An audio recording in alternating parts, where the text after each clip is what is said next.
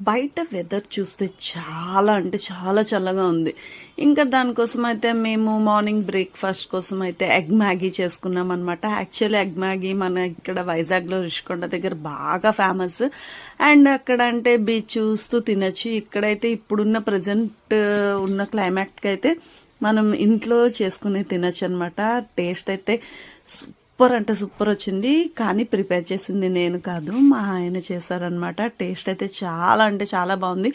ఎప్పుడు బయట ప్రిఫర్ చేయకుండా అప్పుడప్పుడు ఇంట్లో చేసుకుంటే కూడా చాలా అంటే చాలా బాగుంటుంది. మా చిట్టోడికి చాలా బాగా నచ్చింది.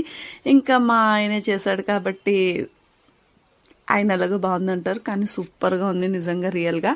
ఇంకా ఆఫ్టర్నూన్ లంచ్ కోసం అయితే ఇంకా చేపల పులుసు అనమాట. ఇది చింతకాయలతో చేసిన చేపల పులుసు.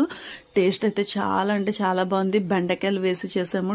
ఈ బుర్ర వేసుకుని తింటూ ఉంటే భలే ఉంది అసలు. అసలు చేపలోని బుర్ర అంటే నాకు చాలా ఇష్టం. ఆ తలకాయ చాలా అంటే చాలా టేస్ట్గా ఉంటుంది. మా ఇంట్లో నేను తినేది మాత్రం నేను ఒక్కదాన్ని, ఇంకెవ్వరు అది తినవరు. సో అది మన కోసం అనమాట. ఫుల్గా లాగించేసాను. ఈ రెసిపీ అయితే ఫుల్గా నేను రేపు మినీ వ్లాగ్లో పెట్టేస్తాను. అండ్ నైట్ డిన్నర్ కోసం అయితే చపాతీ అండ్ కైమా కర్రీ చేసుకున్నాం. కైమా విత్ ముల్లంకాడ అనమాట. టేస్ట్ అయితే చాలా అంటే చాలా బాగుంది. ఇంక ఈ చిన్న చపాతీలు చూసారు కదా, మనం పిండి కలిపేటప్పుడు కంపల్సరీ పిల్లలకి ఇవ్వాలి.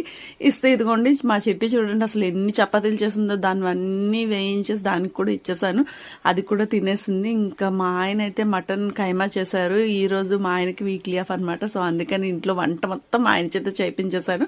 చేపల పులుసు మాత్రం నేనే చేశాను. సో ఆ రెసిపీ అనేది నేను అప్లోడ్ చేస్తాను. అండ్ చూసారు కదా, వెల్లుల్లిపాయ వేసి చాలా టేస్ట్గా ఉందన్నమాట. వెల్లుల్లిపాయ అండ్ mutton keema super. Thanks for watching.